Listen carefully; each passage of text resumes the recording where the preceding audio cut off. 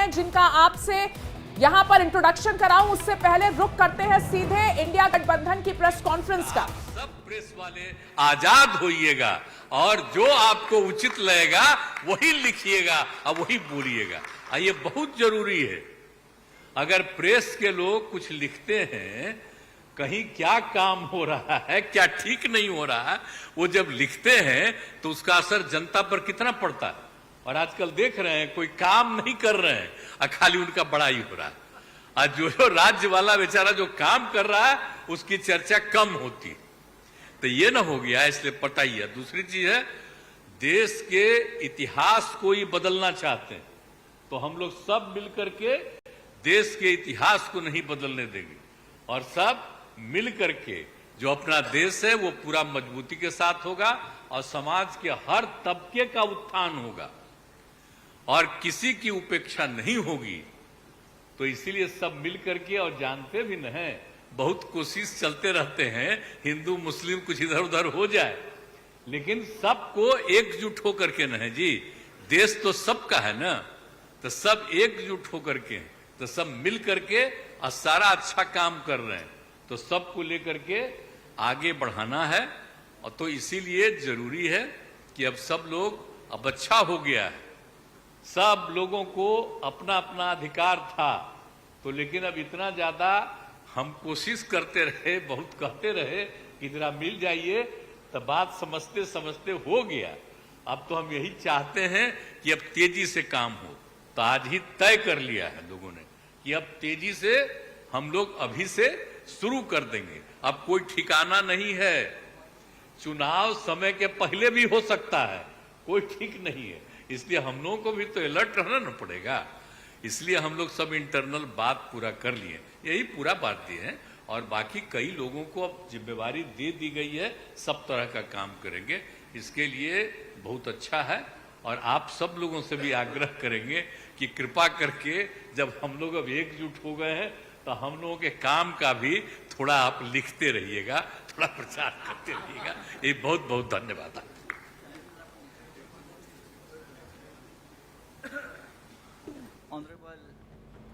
तो ये देखिए, इस वक्त मुंबई में इंडिया अलायंस की ये प्रेस कॉन्फ्रेंस हो रही थी। नीतीश कुमार इसे संबोधित कर रहे थे। जुड़ेगा भारत, जीतेगा इंडिया, इंडिया मीट। यहां पर ये विपक्षी दल अपना दम दिखा रहे हैं। मुंबई में इस वक्त ये अहम प्रेस कॉन्फ्रेंस चल रही है। बिल्कुल, तो ये अहम प्रेस कॉन्फ्रेंस, सबसे पहले उद्धव ठाकरे नजर आए, उसके बाद मल्लिकार्जुन खड़गे, नीतीश कुमार, स्टालिन, और लगातार ये प्रेस कॉन्फ्रेंस की तस्वीरें हम दिखा रहे हैं। और तमाम दिग्गज चेहरे जो गठबंधन के हैं, जो इंडिया अलायंस के हैं, वो इस वक्त एक साथ एक मंच पर अपने जो वक्तव्य हैं, अपने जो बयान है उसको साझा करते हुए, और क्या कुछ मीडिया को लेकर भी बातें हो रही हैं वो लगातार कर रहे हैं। और जो लिखता है, जो दिखाता है मीडिया, उसको लेकर भी नीतीश कुमार यहां पर मंच से बोल रहे थे। और ये देखिए, सारे दिग्गज चेहरे एक साथ यहां पर नजर आ रहे हैं। फिलहाल एमके स्टालिन को आप देख रहे हैं। एक एक करके सभी पार्टियों के प्रमुखों को मौका मिलेगा इस प्रेस कॉन्फ्रेंस में अपनी बात रखने का। तीसरी प्रेस कॉन्फ्रेंस है, 2 दल इसमें और ऐड ऑन हो गए हैं, 15 से 26 और 26 से मुंबई आते आते तक 28। हालांकि इसमें लोगों को लेकर और झंडे को लेकर जो बात कही जा रही थी कि वो इस बैठक के बाद तय हो जाएगा, लोगों पर और झंडे पर आम सहमति नहीं बनी है। कोऑर्डिनेशन कमेटी जरूर बना दी गई है, संयोजक कौन होगा वो साफ नहीं हो पाया। अब हो सकता है कि वो चौथी बैठक में वो सारी चीजें क्लियर होंगी।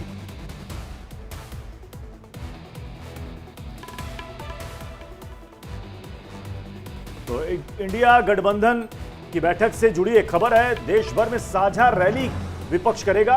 विपक्षी दलों में सीट शेयरिंग पर फैसला जल्द किया जाएगा, सीटों के बंटवारे पर एक फॉर्मूला बनाया जाएगा और जो रैली होगी विपक्ष की साझा रैली, उसमें जनता से जुड़े मुद्दे उठाए जाएंगे।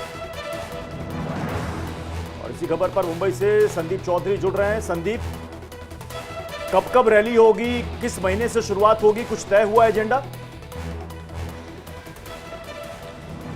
देखिए एजेंडा तय नहीं हुआ, लेकिन सितंबर महीने तक इन सारी बातों पर फाइनलाइजेशन हो जाएगा, ये साफ तौर पर कहा गया है। जिस तरह से बैठक हुई, बैठक में कई सारे मुद्दे आए, जैसे कि 2024 के इलेक्शन के लिए रणनीति कैसे बनाई जाएगी उस पर चर्चा हुई। साथ ही साथ जिस तरह से आने वाले चुनाव के पहले किस तरह से सभी राजनीतिक दल साथ में आकर चुनाव प्रचार में शामिल हो गए, उस पर भी चर्चा की गई। लेकिन ये सब कुछ फाइनलाइज किया जाएगा सितंबर महीने तक। सीट शेयरिंग का फॉर्मूला भी सितंबर महीने तक बताया गया है कि इस विषय को लेकर भी चर्चा की जाएगी। जो कोऑर्डिनेशन कमेटी के सदस्य बनाए हैं वो अंतिम फैसला लेंगे स्थानीय चुनाव का। इस तरह की बातें सामने आ रही है। अब तक 14 लोगों की जो कमेटी है, कोऑर्डिनेशन कमेटी, वो बनाई गई है। जिस तरह से बैठक हुई, बैठक के बाद फैसला लिया गया। संदीप, इस बैठक में संदीप इस 2 दिन के सदस्य संदीप इस बैठक का सार क्या निकला? बैठक तो खत्म हो गई, जिस एजेंडे को लेकर यह बैठक की शुरुआत हुई थी, सार क्या निकला? देख, कुल मिलाकर सार यही है कि जो सोचा था लगभग फाइनलाइज हो चुका है। जिस तरह से नेता दावा कर रहे हैं कि सितंबर महीने तक सीट शेयरिंग और बाकी चीज़ें जैसे कि चुनाव प्रचार के लिए पूरे देश भर में पहुंचना है, उसका पूरा प्लानिंग जो है वो तैयार किया जाएगा और सितंबर महीने तक उसे अंतिम मुकाम तक लाया जाएगा। इस तरह की बात सामने आ रही है। लेकिन जिस तरह से संयोजक कौन होगा, ये सबसे बड़ा सवाल था। वो सवाल अभी भी बरकरार है। संयोजक ना बनाते हुए संयोजकों की कमेटी बनाई है 14 लोगों की। अच्छा संदीप, क्योंकि यार जब ये बैठक चल रही थी तो उस बीच ये भी खबर सामने आई कि कपिल सिब्बल जैसे ही पहुंचते हैं, नाराजगी भी यहाँ पर कांग्रेस में देखी गई। तो नाराजगी की वजह क्या रही? देखिए, उनको लेकर कांग्रेस के भीतर ही कई सारे नेता नाराज है। इस तरह की बातें सामने आ रही। जब वो आज पहुंचे यहाँ पर तो उन्हें देखते ही कांग्रेस के नेता नाराजगी जता रहे थे और साफ तौर पर उन्हें उद्धव ठाकरे की तरफ से बुलाया गया था। ये बाद में पता चला कि उद्धव ठाकरे के केस को वो लड़ रहे हैं सुप्रीम कोर्ट में, उन्हें उद्धव ठाकरे की तरफ से बुलाया गया था। ये बात सामने आई। लेकिन आज वो बैठक के लिए पहुंचे, उस वक्त पहुंचने के कारण कांग्रेस के कई सारे नेता नाराज हो गए थे। जब राहुल गांधी से पूछा गया तो राहुल गांधी ने साफ तौर पे कहा कि नाराजगी का विषय कोई नहीं है, कोई विषय ही नहीं है, कोई बात ही नहीं बनती। इस तरह की बात उनकी तरफ से कही गई। लेकिन जिस तरह से वो यहाँ पर पहुंचे, कहीं ना कहीं कांग्रेस के नेता नाराज जरूर थे उनके यहाँ पहुंचने को लेकर। और उद्धव ठाकरे ने उन्हें इसी वजह से बुलाया था कि उनकी केस, शिवसेना की जो केस है सुप्रीम कोर्ट में लड़ रहे हैं, तो उनका भी यहाँ होना जरूरी है, ऐसा उन्हें लगा, इसलिए उन्हें यहाँ बुलाया गया था। जी बिल्कुल संदीप, एक चीज और मैं यहाँ पर समझना चाह रहा हूं कि लोगों को लेकर बात आ रही थी कि लोगों को लॉन्च किया जाएगा, उसको टाल दिया गया। और वन नेशन वन इलेक्शन को लेकर जिस तरीके से चर्चाएं शुरू हो गई, तो उसका भी जिक्र यहां पर किस तरीके से किया गया?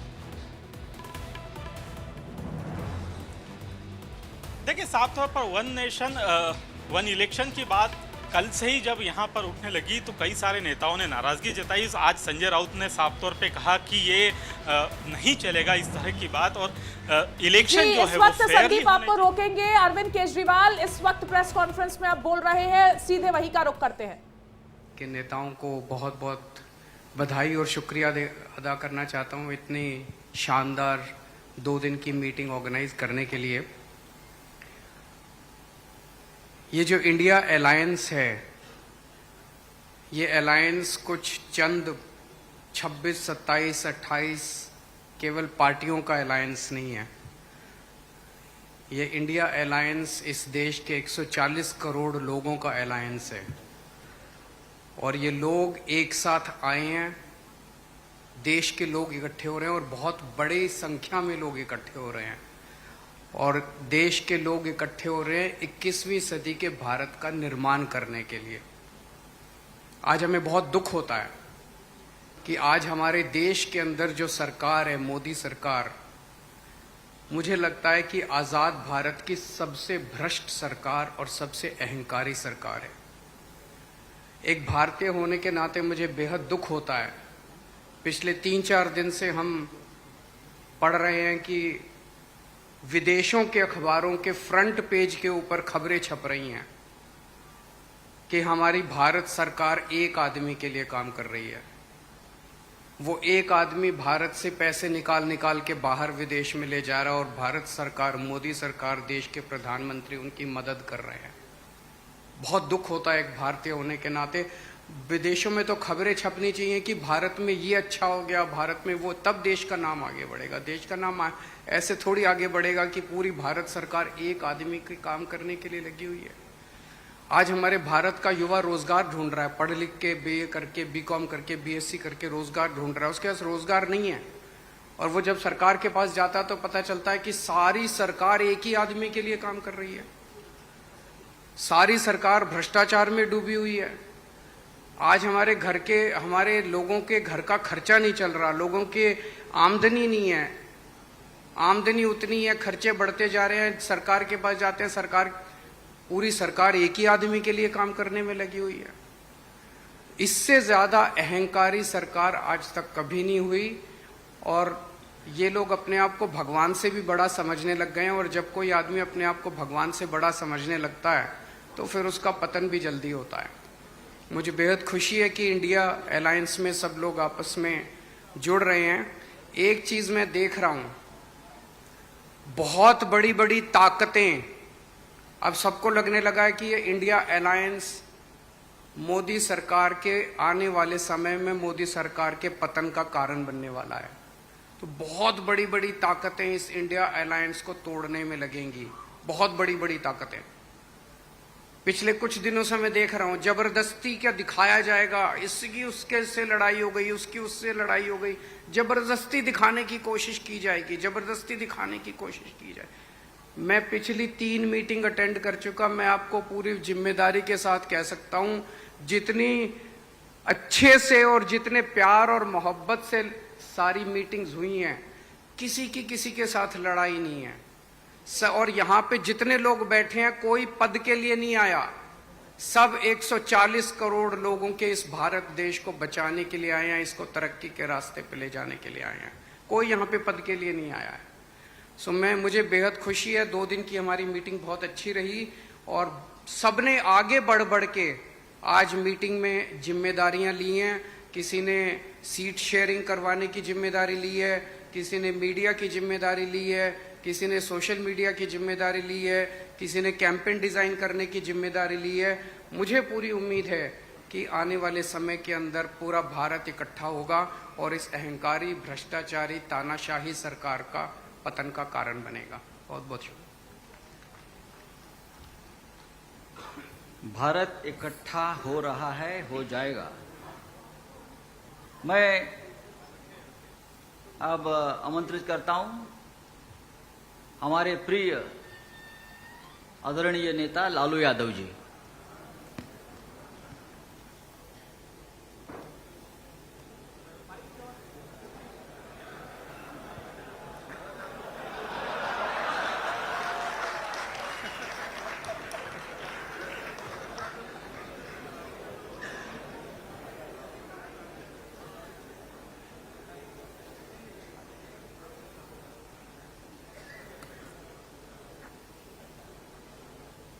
कांग्रेस पार्टी के अध्यक्ष जी शरद पवार जी, मंच पर बैठे हुए हमारे देश के सभी पार्टी के नेतागण,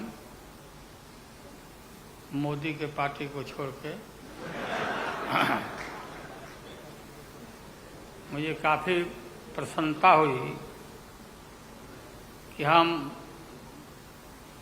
इस देश के विभिन्न पार्टियों के नेता अलग अलग बैठे थे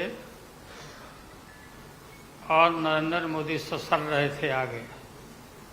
हम एक नहीं थे, एक मंच पर एक एक उम्मीदवार खड़ा नहीं होते थे। उसका खमियाजा देश को भुगतना पड़ा और मोदी काफ़ी इसका लाभ उन्होंने उठाया।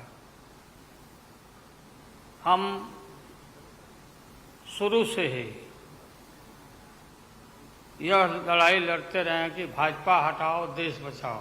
भा मने भाजपा, ज मने जलाओ और पा मने पार्टी, बोलते रहते थे। ये बात सही हो रहा, सही निकल रहा।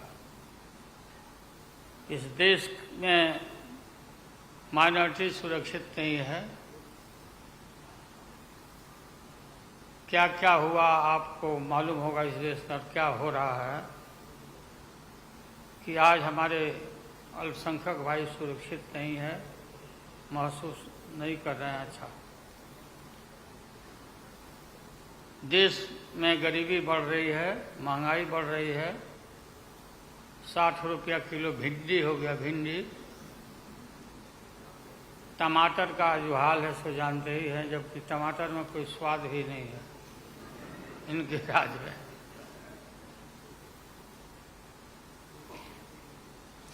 लगातार लड़ाई लड़ते लड़ते हम लोग आज इस मुकाम पर आए हैं कि अब हम सब पटना, बंगलोर और महाराष्ट्र, यहाँ मुंबई में ये मीटिंग के बाद अब एक निष्कर्ष पर हम लोग पहुंचे हैं और एक स्वरूप बना है, संगठन बना है, जो पढ़ करके आप लोग को सुनाया गया। आप सबको याद होगा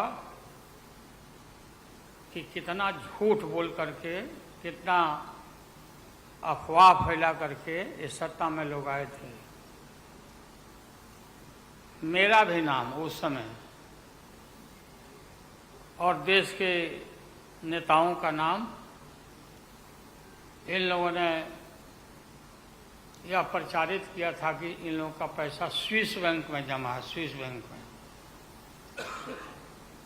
और मोदी जी बोले कि हम आएंगे और स्विस बैंक का पैसा ला करके हम देश के तमाम लोगों को, हर के को खाता खुलवाया कि 5-5 लाख रुपया जमा करेंगे, 15-15 लाख रुपया।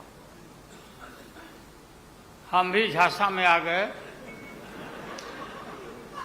और हमने भी अपना खाता खुलवाया। मेरे 7 बेटियां, 2 बेटा और पति पत्नी दोनों मिला के 11 हो जाते हैं। देखा कि भाई 15 से गुना कर दीजिए, पैसा काफी मिल जाएगा। हमने तो पशुपालन में कोई पैमानी शैतानी भ्रष्टाचार नहीं किया जो भ्रष्टाचार नरेंद्र मोदी कर रहे हैं, करा रहे हैं। सारे देश भर के लोग खाता खुलवा दिया, सब गरीब गुरबा आदमी प्रचारित करवाया इन लोगों ने।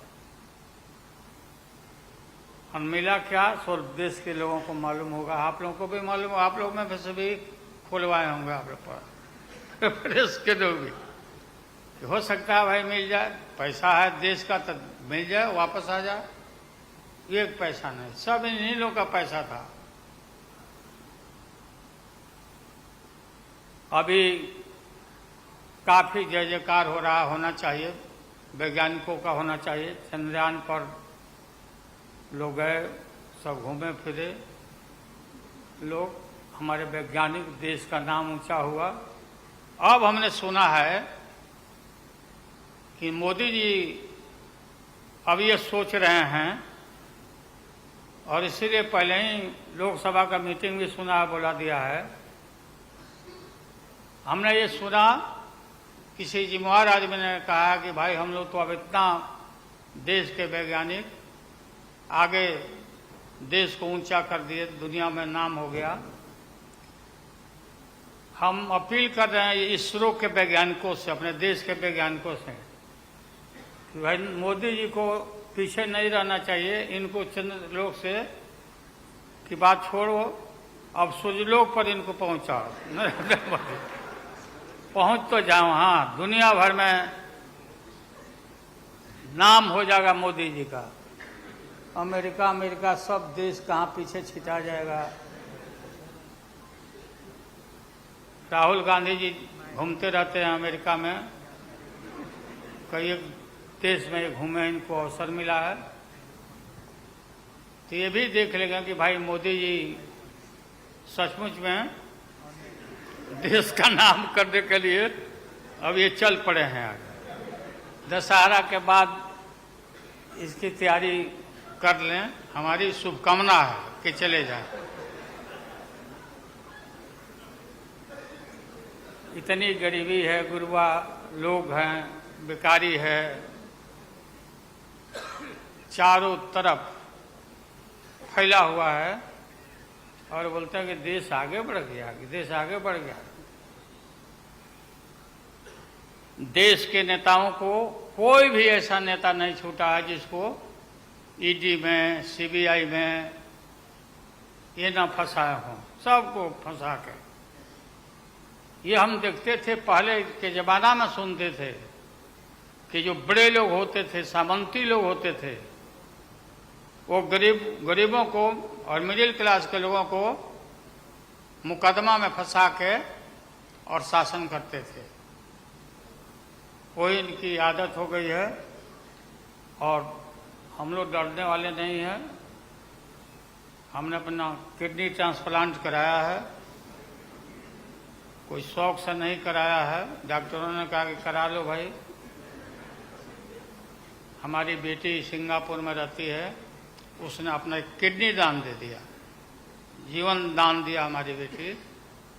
और वहाँ इतना हम अपना शरीर का ऑपरेशन कराए हुए हैं, कोई ठिकाना नहीं। और पहले इस रोग के अलावा एशियन हार्ट इंस्टीट्यूट डॉक्टर पंडा है यहाँ, नामी ग्रामी सर्जन हैं। 5-6 हमारा ऑपरेशन हो चुका है। लेकिन आप सबका आशीर्वाद और कृपा है कि हम जीवित हैं और हम आगे भी हम काफ़ी, मेरा हौसला मजबूत है कि हम रहेंगे और मोदी जी को हटा के ही हम दम लेंगे हम लोग। इसलिए हम लोगों ने संकल्प लिया है बिल्कुल।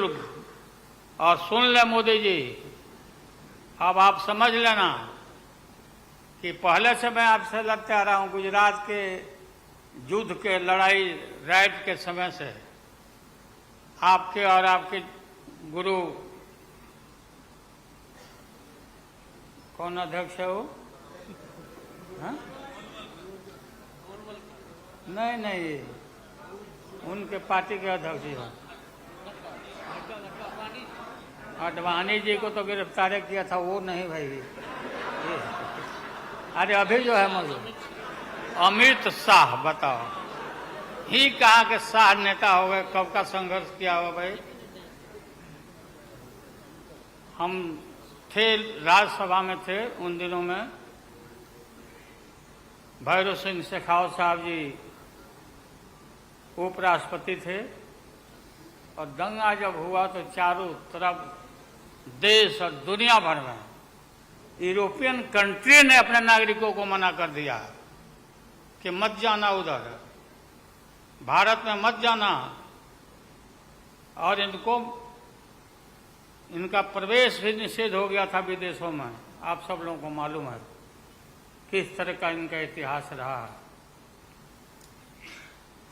हम गमछी बिछा के फ्लोर ऑफ द हाउस में वहाँ बैठ गए आगे, चेयरमैन के चेयर के नीचे। हम कहा कि मोदी को गिरफ्तार करो, गिरफ्तार करो मोदी को, नहीं तो नहीं उठेंगे। चारों तरफ से हाउस गर्म हो गया, गर्म हो गया हाउस। और गर्म होने के बाद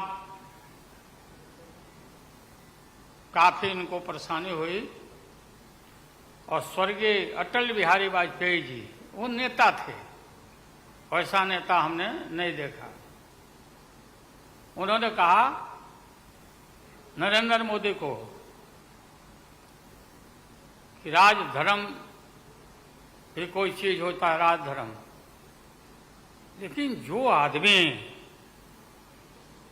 गिरफ्तारी के बाद इतना सारा विपक्ष सब लोग हम लोग जुट गए थे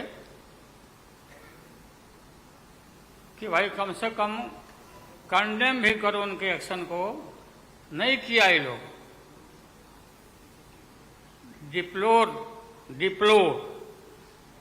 डिप्लोर मतलब किया कि वो भी नहीं, अंदर से नहीं निकला इन लोगों को कि हम निंदा करें। इतने बड़े नरसंहार हुआ था, क्या क्या हुआ उसको दोहराने की जरूरत नहीं है। हम सब लोग ज़्यादा भाषण नहीं, भाषण का तो मेरा, हमारे दीदी भी यहाँ बैठी हुई है, ममता दीदी निकल गई। अच्छा चलिए, तो सारे जो उस समय लोग थे हमारे साथी, बालू जी भी निकल गए। हाँ गए प्लेन है तो हम भी, मेरा भी प्लेन अभी निकल गया। हम क्यों पीछे रहे, हम भी निकल जाते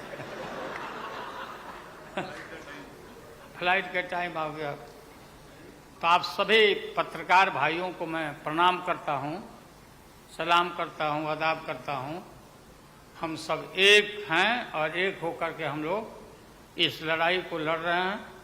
और राहुल गांधी जी को भी हम काफ़ी मजबूती के साथ विश्वास हम लोग दिलाते हैं कि हम सब एकजुट हो करके सभी लोगों को एकोमोडेट करके आगे सीट शेयरिंग अब शुरू होगा, सीट शेयरिंग। और सीट शेयरिंग में हम लोग सब लोग सफल होंगे, कोई दिक्कत कठिनाई नहीं होगी, कहीं कोई हर्डल नहीं होगा।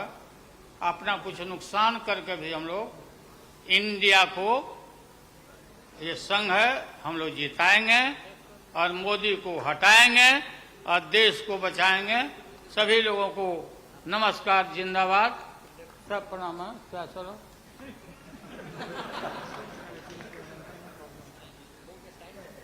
टाइम भी हो गया, तो नमस्ते सब लोगों को, प्रणाम।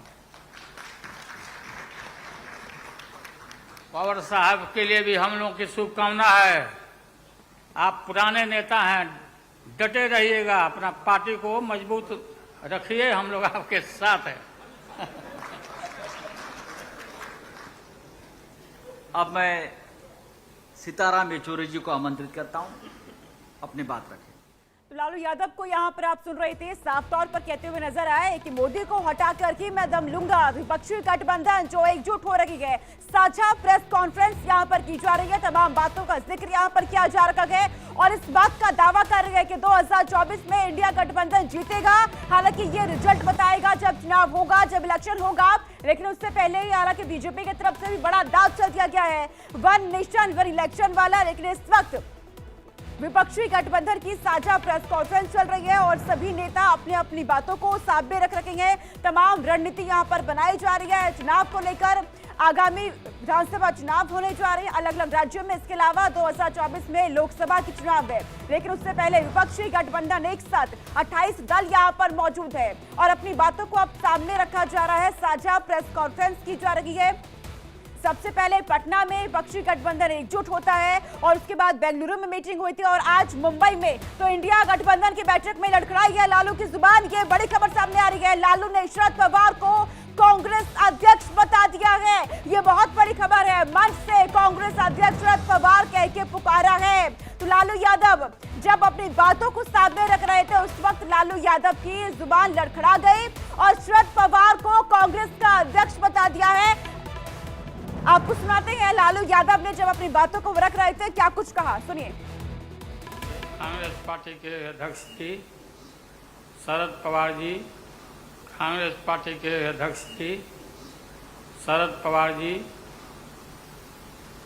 मंच पर बैठे हुए हमारे देश के सभी पार्टी के नेतागण, मोदी के पार्टी को छोड़ के कांग्रेस पार्टी के। तो लालू यादव को आपने सुना, इंडिया गठबंधन की साझा प्रेस कॉन्फ्रेंस हो रही थी और ऐसे में कांग्रेस के अध्यक्ष जो कि मल्लिकार्जुन खड़गे हैं, लेकिन लालू यादव की जुबान लड़खड़ाई और उन्होंने कह दिया कि कांग्रेस के अध्यक्ष शरद पवार के, तो मंच से कांग्रेस अध्यक्ष शरद पवार कह के पुकारा है इंडिया गठबंधन की ये साझा प्रेस कॉन्फ्रेंस के दौरान। और इस बीच बड़ी खबर सामने आ रही है, G20 को लेकर दिल्ली में तैयारियां चल रही है। सुरक्षा के पुख्ता इंतजाम किए जा रहे हैं, ड्रोन से यहां पर नजर रखी जा रही है, निगरानी बढ़ा दी गई है। G20 के तहत